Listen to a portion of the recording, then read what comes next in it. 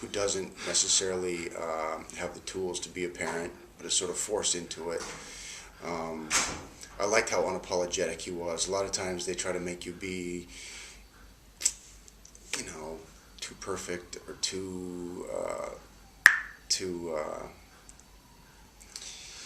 guilty about having fun, or just this was what I liked about this is that Berlanti said, I want you to be unapologetic with this dude in the beginning of this movie. It's okay.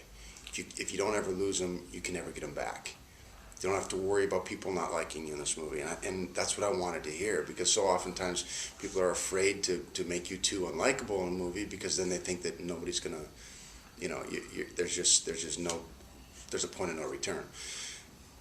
So I love that he said that, and I just felt like, a chance to work with Katie, who I think is great. Well, was there much improvisation? I mean, it sounds with the zingers and the jokes and the little cracks he makes. Mm-hmm. The two of you are sparring pretty much through the whole movie over, not just over the kid, but over who each of you are. Right. And it's so fast. Yeah, I mean, there was a lot of that in that we did. We rehearsed it quite a bit. A lot of it was really well written as is, which is always nice. And then there's quite a few things in the movie that we just sort of did, or I gave him ideas for, and he went for it. And that's another thing about Berlanti is that oftentimes you can't, either the director is unwilling to sort of stray from his idea, or he won't listen to ideas. Even my whole thing was just at least listen, and if you like it, great, and if not, it's okay. But just listen, because sometimes I do have a good idea once in a while. Well, not very often, but once in a while. What is something we could see in the movie and you could point to and say, that was something that came around during rehearsals or here's a good filming. example. When we did the scene when she was at dinner with Josh Lucas's character, and I was having dinner with the baby. I told him this doesn't, like I don't even remember how it was written originally, but there was something about it that didn't jive. There was just two different perspectives on it. Like, one, he was on a date, and the other one, he was talking. Like, who was he talking to? And I said, let's just make it. Let's just go through it and see if we can make it like a real date. We'll just pretend like he's it'll come off as lonely and funny, and the kid will be sitting there eating her watermelon, and we'll just. So he came into my trailer. We just sat and we threw back and forth ideas, and that's the scene that we came out with. It was completely different than what was written, but a lot of times directors wouldn't be willing to do that, and I love that he was open to that, because ultimately he just wanted to make the best movie, just like all of us. Well, when you got the script, was it sent to you and they said, do you want to do this? Or was this something you had to go sort of compete for? No, I had to compete for it. It seems, like I said, it's such a terrific role. Well, thank you. It reminded me a little bit, I don't know if you've ever seen the Cary Grant, Irene Dunn movie about the two of them being married and they lose a child.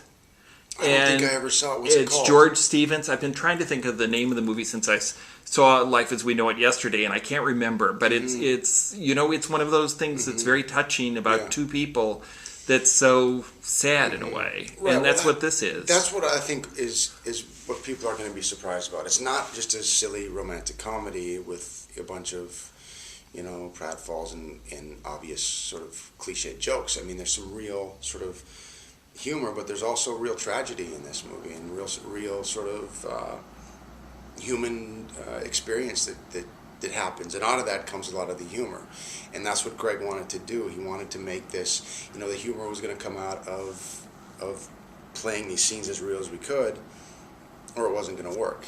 Well, one of the realities that's kind of funny in the movie is when you've moved into this neighborhood with Katherine Heigl, and the two of you are taking care of the baby. We see you get up in the morning, you're going out and jogging. There's a gay couple down the street. They're looking at you with lust. There's the chubby woman next door who's married. She's looking at you, and all of a sudden the married woman comes by to start jogging with you. And I'm thinking, you're a good-looking guy in Hollywood. How is that to be sort of an object of either adoration or maybe resentment because you're good looking for some people, or lust? I don't know. Oh, I don't know. Does it ever? I don't.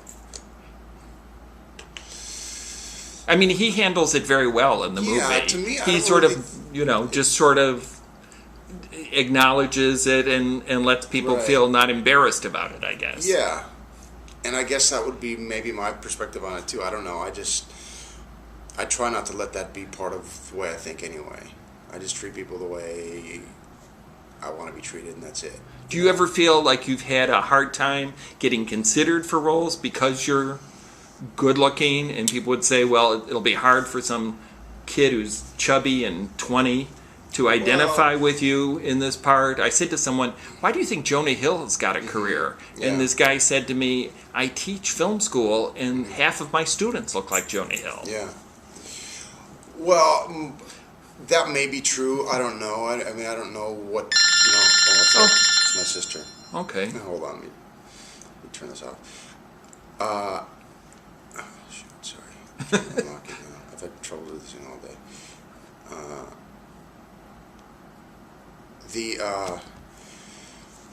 I'm not sure what studios think when they make decisions or not. They would never say, no, you're too good, you're too this, you're too that. But my thinking has always been, first of all, if it can help me get in the door, great. But ultimately, I'm going to have to be good, because there's a lot of guys Big out list. there. There's a lot of guys out there who are,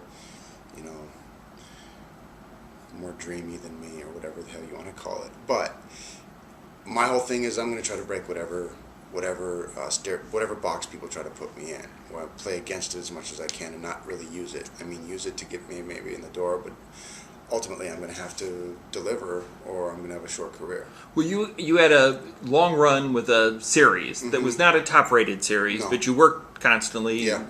Was it Vegas or Las Vegas. Vegas? Las and Vegas. and after you did that, did you say, well, I'm not going to go back to television, I'm really going to try movies? Was it a conscious choice?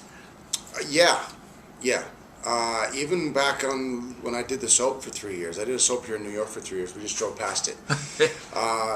There was 3 years I was going to do that, and I wanted to do Vegas. But this was ultimately the goal. I wanted to do this and I had a great time doing that show. I mean, you got to do everything. It was funny. It was outrageous. It was serious at times. But doing movies, you get a chance. You have a beginning, a middle, and an end. Unlike on a series, it just sort of keeps going until they decide to Chop it off. Right. So,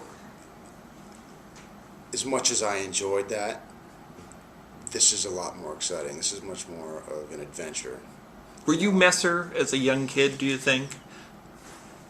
Was I Messer as a kid? When you, I'd was say- there a period of your life where Yeah, you I thought would your say- life was made because it was a lot of fun? That's what you were having all the time? I think most guys, through high school and college, try to have as much fun as you. But then, there comes a point, there comes a transition period where you go from boy to man, and it's usually Hopefully. That's the idea. And so that's that was my. Yeah, I would say that there was some Messer in me when I was in college for sure. We had fun.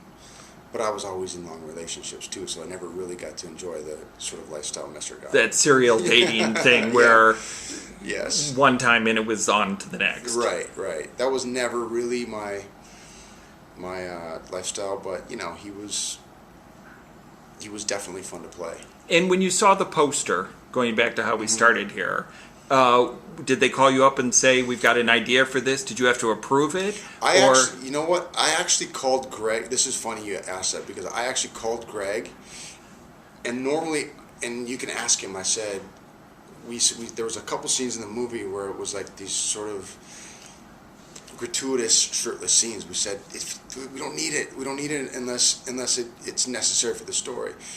But this one to me made me laugh, like me looking like a big baby with my beer, and the baby's got her bottle, and And you're both walking the same way. So I called him when we were about to do the photo shoot for the movie, and I said, I have an idea that might be kind of funny for one of the posters, because he said that they were going through some stuff, and I go, what if we did one with me in the underwear drinking the beer and the baby standing there, and and he goes, oh my God, we were just talking about that, but I was afraid to call you and ask you about it because I know how much you don't want to do that kind of stuff.